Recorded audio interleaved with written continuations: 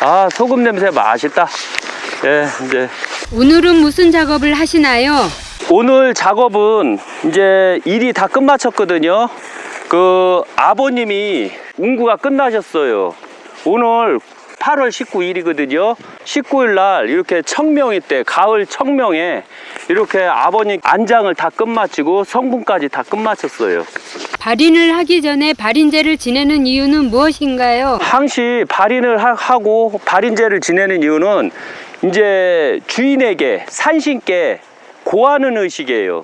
새로 오게 되면 이 산신에게 먼저 고하고 그 다음에 안장을 해야 되거든요. 그럼 문제가 없는데, 그렇지 못하면 동투도 맞을 수 있다는 거 잊지 마세요. 소금 조금 남겨 놓으세요. 예.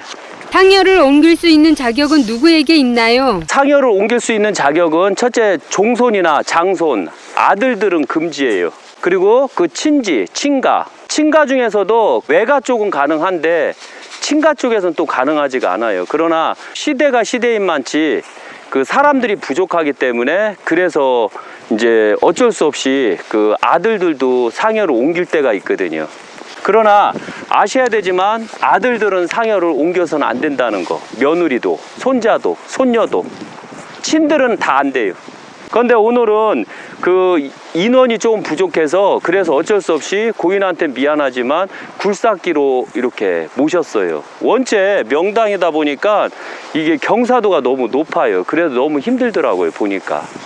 발인할 때 조심할 점이 있나요? 발인할 때 조심할 점은 몸을 청결해야 해야 되고, 술을 너무 많이 마시면 안 돼요. 그리고 몸가짐을 깨끗하게 하시고, 그러면 상관이 없는데 괜히 그 만성 피로에 젖으면 안 된다는 거 잊지 마세요. 그래서 항상 몸가짐이 더 중요하다고 봐요. 식생. 아버님을 봉분에 모실 때 어떤 수의를 입으셨나요? 저한테 부탁을 하시면 저는 화선지 수의를 입게 해요. 일반 천수의는 제가 믿지를 못해요. 제가 풍수를 많이 하고 그 다음에 이 많은 개장을 통해서 확인을 해봤는데, 일반 수의를 했을 때 문제가 너무 많더라고요. 나이롱만 많이 저기 하더라고요. 제일 좋은 수의는 무엇인가요? 저는 화선지 수의를 써요. 그래서 화선지 수의는 그 오래되면 먼지처럼 싹 사라지기 때문에 화선지 수의가 최고 낫더라고요. 그래서 이제 화장을 하게 되면 일반 수의 싼 거 쓰시고, 그 다음에 화장을 안 하게 되면 화선지 수의 얼마 안 하거든요. 그럼 그 수의를 쓰게 되면 될 것 같아요. 고인을 봉분에 모실 때 동전을 넣거나 휘장으로 덮고 하는데 알맞은 방법인가요? 예, 왜냐하면 동전을 놓는다는 건 특히 염할 때 입에다 동전을 넣기도 하고, 그 다음에 관에다 동전을 놓기도 하고 돈을 넣기도 해요. 그건 저승 노잣돈이에요. 그래서 부모님에게 저승 노잣돈 드리는 게 상당히 좋은 형상이거든요. 아버님을 봉분에 모셨는데 이때 주의할 점이 있나요? 봉분에 모시게 되면 자택에 가셔서 바로 제사 준비를 하고 6시 후에 첫 제사를 지내주시면 돼요. 그게 가장 기본이고, 그 다음에 피곤하기 때문에 조금 유족들은 많이 편히 쉬어줬으면 좋겠어요. 조금 남겨요. 그리고 소금이 뭉탱이로 있는 데는 이렇게 조금 한 번씩 이렇게 흐트러져. 이렇게 뭉탱이로 있는 거. 예. 예. 다른 직원들은 말로만 작업 지시를 하는데 생불님께서는 작업을 왜 직접 하시나요? 제가 기가 너무 세서 이 봉붕할 때는, 명당을 건들 때는 살을 맞을 수가 있고 동투를 맞을 수 있거든요. 그래서 그걸 방지 차원에서 제가 해요. 왜? 제가 이렇게 기막을 이렇게 쳐주거든요. 그러니까 후손들한테 문제가 없어요. 그리고 오늘은 묘자리가 도깨비 방망이 자리다 보니까 너무 힘들었어요. 특히 도깨비 방망이, 그 방망이 몸통이라 비석비토가 너무 세더라고요. 완전히 돌처럼 세더라고요. 그래서 굴삭기 기사가 그 안가 깨는 걸 가져와서 그래서 겨우 했어요. 안 그랬으면 아마 오늘 작업 못 했을 거예요. 내일까지 갔었어야 될 것 같아요. 완봉 후에 또 해야 할 일이 있나요? 이제 완봉한 다음에는 제를 지내고, 제가 끝나면 이제 마지막 떼신기가 있어요. 그래서 유족들이 마지막 떼신기가 끝나면 이제 그걸로 끝나는 거예요. 그래서 오늘은 많이 피곤하시기 때문에 그냥 가시라고 그랬거든요. 평소 묘자리 관리를 할 때 주의해야 할 일이 있나요? 평소 묘자리 관리할 때 물이 고인 자리가 있나 없나를 먼저 확인하세요. 그래서 물이 고이는 자리가 있으면 그 바로바로 삽으로 물을 빼내줘야 돼요.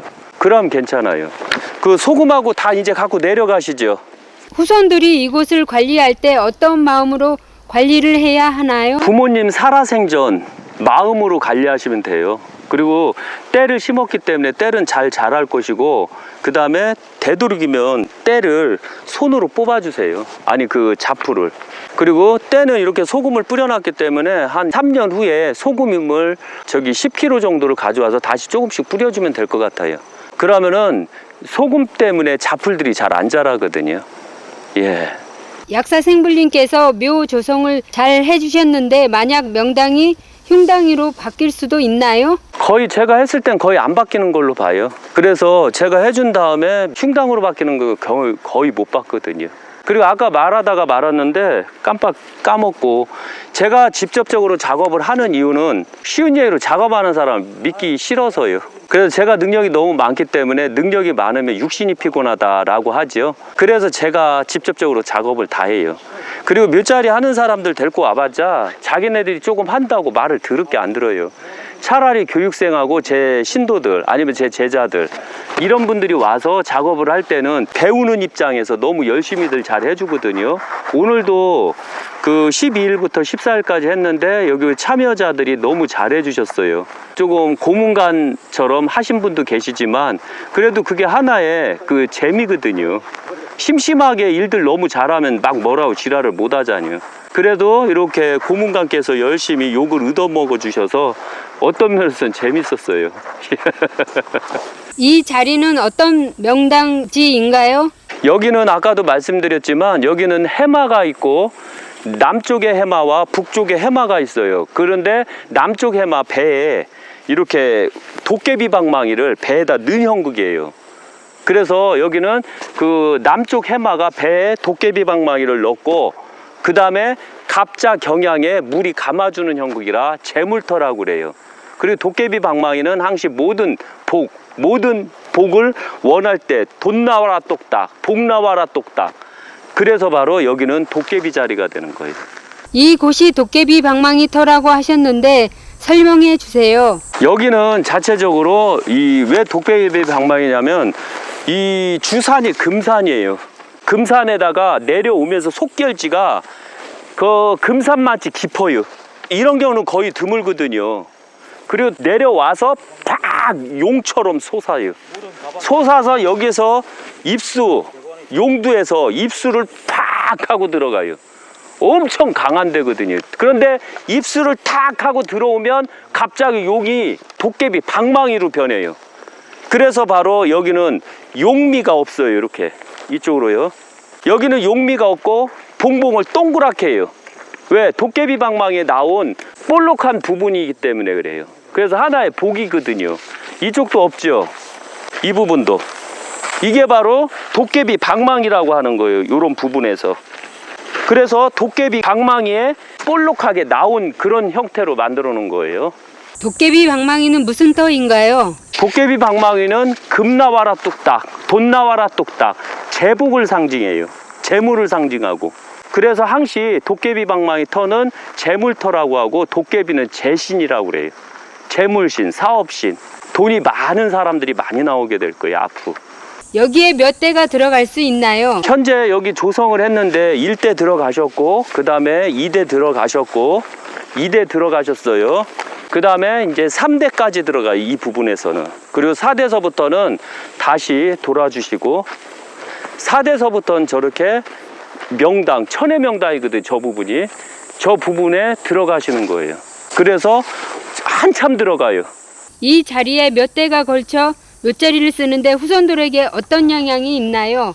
앞으로 차후에 특히 둘째가 엄청나게 큰 자가 나와요. 잘하면 임금도 나와요. 저기 임금터거든요.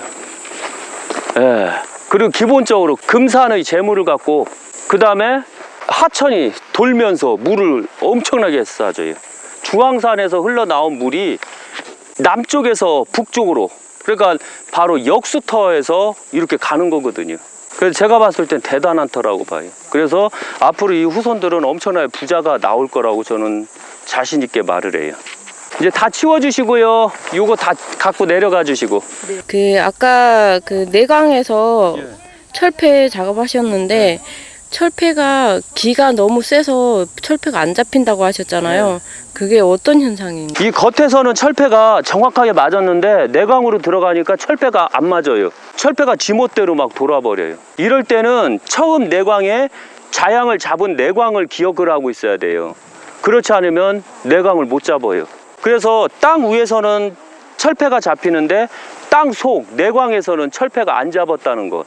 기가 센 데서 그런 현상이 일어나요.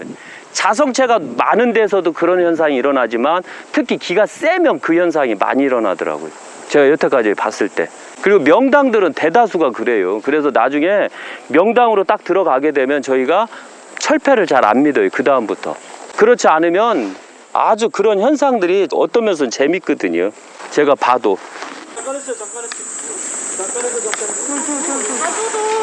예. 예. 아니 여기요 여기. 여기 하얀 건 소금 뿌려 놓은 거예요. 어때요? 잘 잡혔어요? 예? 너무 이뻐요. 여기는 나중에 어머니가 돌아가시게 되면 모시게 될 거예요. 이 부분은. 예. 그래서 너무 단단해서 안가 작업 다 해놨어요. 그래서 그냥 파서 모시기만 하면 돼요. 이 터에서. 예. 어머님 엄청 오래 사시겠어요. 예, 제가 봐도 그럴 것 같아요. 예. 그리고 여기는 소금을 20kg짜리를 6포대를 뿌렸어요. 6포대. 그래서 소금이 많이 들어가요. 이제 가시죠. 저희 뒤 돌아주세요, 뒤. 뒤로 먼저 돌아주시고요. 예. 앞에 보세요, 앞에. 예. 뒤 돌아주시고. 아직 안 했어요. 예. 또 보시고. 보시고요. 예. 예. 또 이쪽으로 오시고 뒤돌아주세요. 앞에 보시고 뒤돌아주시고 고생 많으셨지요. 아이, 끝까지 아예. 이쪽으로 이쪽으로. 예. 아니 저희 차에다 실을게요. 저희 차에. 예. 저희 차에다 싣고 여기 버리는데 아세요? 조자연 씨, 저 카메라 좀 들어주세요.